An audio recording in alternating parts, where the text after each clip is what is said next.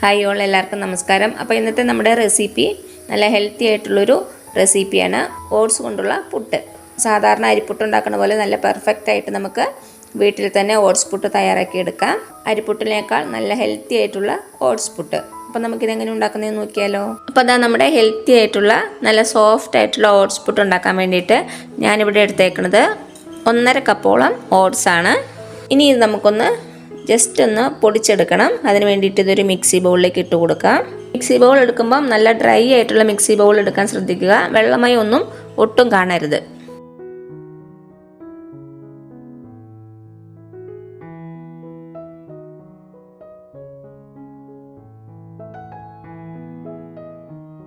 രണ്ട് ബാച്ചായിട്ടാണ് ഞാൻ പൊടിച്ചെടുക്കുന്നത്. ഒത്തിരി ഫൈനായിട്ട് അങ്ങ് പൊടിയരുത്, കുറച്ച് തരിതരിപ്പോടെ വേണം പൊടിച്ചെടുക്കാൻ. ഞാൻ പൊടിച്ചെടുത്തിട്ട് വന്നിട്ട് കാണിച്ചു തരാം. അപ്പോൾ ഞാനിതൊന്ന് പൊടിച്ചെടുത്തിട്ട് വരാം. ഇതാ ഈ ഒരു പരുവത്തിൽ പൊടിച്ചെടുത്താൽ മതി. അത്യാവശ്യം നല്ല തരിതരിപ്പുണ്ട്. ഇനി ഇത് നമുക്കൊരു പാത്രത്തിലേക്ക് ഇട്ട് കൊടുക്കാം.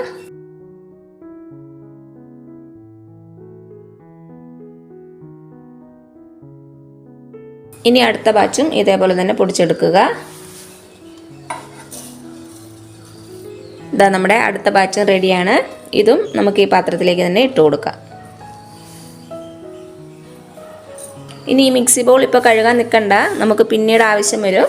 ഇത് മാറ്റി വയ്ക്കാം. ഇപ്പം നമ്മൾ പൊടിച്ചു വെച്ച ഓട്സിൽ നിന്നും ഒരു 4 ടേബിൾ സ്പൂൺ ഓട്സ് എടുത്ത് ഒരു പാത്രത്തിലേക്ക് മാറ്റുക. ഇത് നമുക്ക് പിന്നീട് ആവശ്യം വരും. 3-4 ടേബിൾ സ്പൂൺ മതി. നമുക്കൊരു സൈഡിലേക്ക് മാറ്റി വയ്ക്കാം. ഇനി ഇതിലേക്ക് നമുക്ക് ആവശ്യത്തിനുള്ള ഉപ്പ് ചേർത്ത് കൊടുക്കാം. അപ്പോൾ അത് ആവശ്യത്തിന് ഉപ്പ് ചേർത്ത് കൊടുത്തു. നന്നായിട്ടൊന്ന് മിക്സ് ചെയ്യുക. ഇനി നമുക്ക് സാധാരണ നമ്മുടെ പുട്ട് കുഴച്ചെടുക്കുന്ന പോലെ വെള്ളം ഒഴിച്ചിട്ട് കുഴച്ചെടുക്കണം. വെള്ളം ഒഴിക്കുമ്പം കുറേശ്ശായിട്ട് ഒഴിച്ച് കൊടുക്കുക. ഒറ്റ ട്രിപ്പിനോ ഒത്തിരി ഒഴിക്കരുത്. ഇത് നമ്മൾ ഓട്സ് എല്ലാം എടുത്തേക്കണം, അത് കാരണം പെട്ടെന്ന് ഒട്ടിപ്പിടിക്കും. അത് കാരണം കുറേശ്ശായിട്ട് വെള്ളം ഒഴിച്ച് കൊടുക്കുക.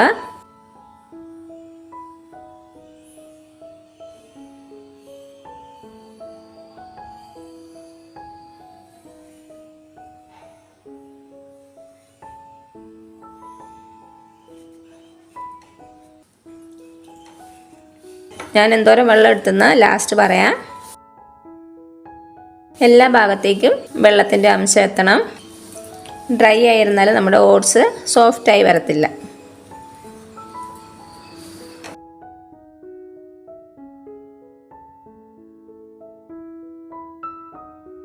ഇപ്പോൾ അതാ ഞാനൊരു 4 ടേബിൾ സ്പൂണോളം വെള്ളം ഒഴിച്ചിട്ടുണ്ട്. വെള്ളത്തിൻ്റെ അളവ് കൃത്യം പറയാൻ പറ്റത്തില്ല. ഓരോരുത്തരുടെ കയ്യിലുള്ള ഓട്സിൻ്റെ ടൈപ്പ് അനുസരിച്ച് ഇതിൽ വ്യത്യാസം വരും. വെള്ളം ഒത്തിരി കൂടി പോകരുത്, അതേപോലെ തന്നെ കുറയാനും പാടില്ല. എല്ലായിടത്തും നന്നായിട്ട് വെള്ളം എത്തിയിട്ട് ഇതുപോലെ കുഴഞ്ഞ രീതിയിലായിരിക്കണം. ഈ ഒരു പരുവത്തിന് എടുത്താൽ മതി. ഇനി ഇത് നമുക്ക് വീണ്ടും പൊടിച്ചെടുക്കണം. അതിന് വേണ്ടിയിട്ട് ഒരു മിക്സി ബൗളിലേക്ക് ഇട്ട് കൊടുക്കാം.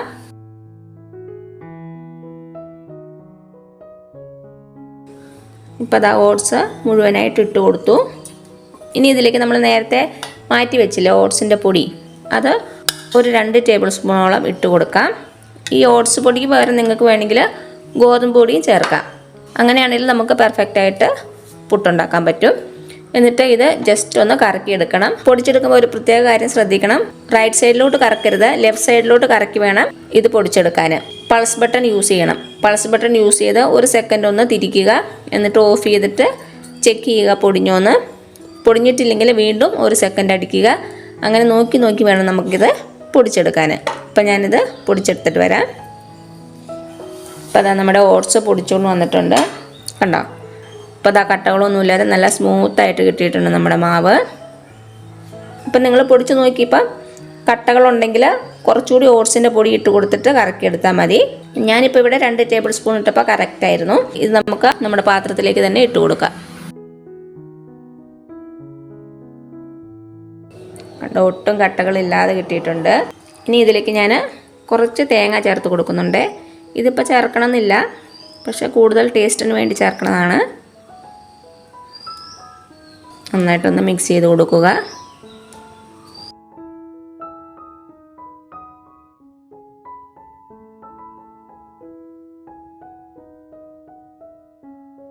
ഇനി നമുക്ക് നമ്മുടെ മോൾഡിലേക്ക് മാറ്റാം.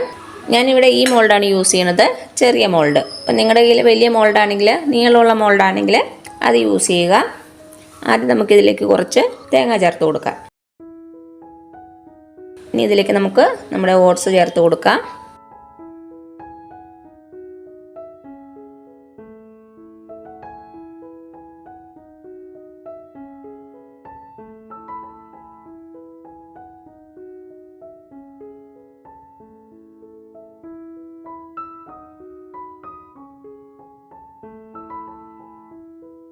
ഇതിൻ്റെ മുകളിലോട്ടും കുറച്ച് തേങ്ങ ചേർത്ത് കൊടുക്കാം.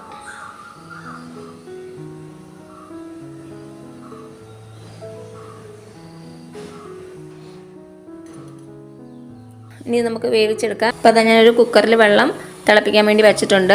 ആവി വരാൻ തുടങ്ങിയിട്ടുണ്ട്. നമുക്ക് നമ്മുടെ മോൾഡ് ഇതിലേക്ക് വെച്ച് കൊടുക്കാം. ഇനി നമുക്കൊരു 4 മിനിറ്റോളം ആവി കയറ്റണം.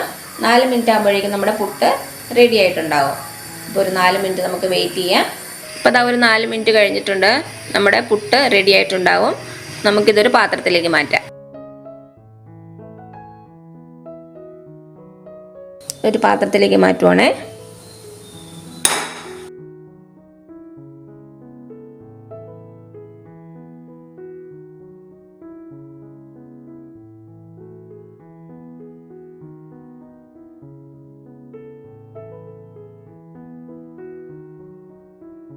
അടുത്ത ബാച്ച് നമുക്ക് ഇതേപോലെ തന്നെ തയ്യാറാക്കി എടുക്കാം. കുറച്ച് തേങ്ങ ചേർക്കുക.